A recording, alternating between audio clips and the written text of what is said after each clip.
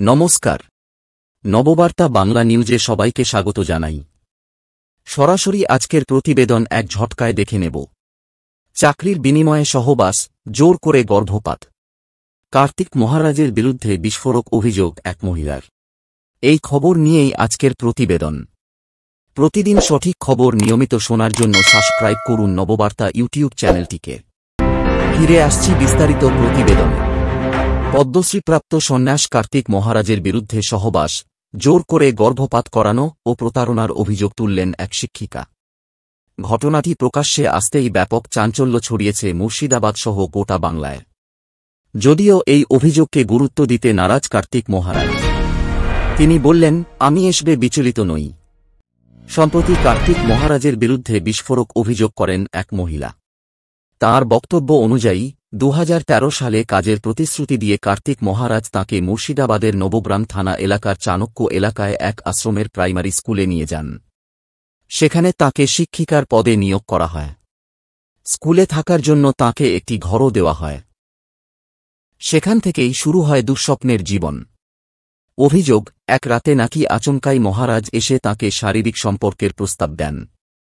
বাধ্য হয়ে তা মেনে নিতে হয় বলে জানান অভিযোগকারিণী। কারণ ততদিনে তিনি ঘরবাড়ি ছেড়ে মহারাজের শরণাপন্ন হয়েছিলেন। এরপর দিনের পর দিন তার উপর শারীরিক অত্যাচার চালানো হয় বলে অভিযোগ। পরবর্তীতে বৃহস্পতিবার রাতে নবগ্রাম থানায় কার্তিক মহারাজের বিরুদ্ধে লিখিত অভিযোগ করেন মহিলা। তাঁর উপর অত্যাচারের ঘটনায় বিচারের দাবি করেছেন তিনি। রঘুনাথগঞ্জে একটি অনুষ্ঠানে গিয়ে সে অভিযোগ প্রসঙ্গে কার্তিক মহারাজ বলেন, আমার বিরুদ্ধে যে অভিযোগ করা হয়েছে তা নিয়ে আমার আইনজীবী যা বলার বলবেন। এটা নিয়ে আমি বিচলিত নই। কোন মহিলা কি অভিযোগ করেছেন আমার জানা নেই। এদিকে এই অভিযোগের পরিপ্রেক্ষিতে কার্তিক মহারাজের বিরুদ্ধে তদন্ত শুরু করেছে পুলিশ। প্রসঙ্গত, কার্তিক মহারাজ বহুবার তৃণমূল কংগ্রেসের বিরুদ্ধে সরব হয়েছেন। এমনকি তাঁর বিজেপিতে যোগ দেওয়া নিয়েও জল্পনা তুঙ্গে। এই আবহে কার্তিক মহারাজের বিরুদ্ধে এই অভিযোগ রাজনৈতিক উদ্দেশ্য প্রণোদিত হতে পারে বলে পাল্টা অভিযোগ করছেন তাঁর অনুগামীরা। জানা গিয়েছে, এক স্কুলে চাকরি দিয়ে মহিলার অসহায়তার সুযোগ নিয়েছিলেন কার্তিক মহারাজ। তাঁকে দিনের পর দিন ধর্ষণ করেছেন বলে অভিযোগ। অভিযোগকারিণী বহরমপুরের বাসিন্দা বলে জানা গিয়েছে। সূত্রের খবর, 2013 সালে মহিলাকে একটি স্কুলে চাকরি দেন তিনি। স্কুলেরই আবাসনের 5 তলায় থাকতে শুরু করেন। ধীরে ধীরে কার্তিক মহারাজের সঙ্গে ঘনিষ্ঠতা হয়।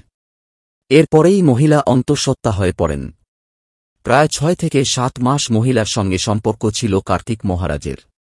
তারপর মহিলাকে বাড়িতে পাঠিয়ে দেওয়া হয় বলে অভিযোগ। ওই মহিলার গর্ভপাতও করানো হয় বলেও অভিযোগ।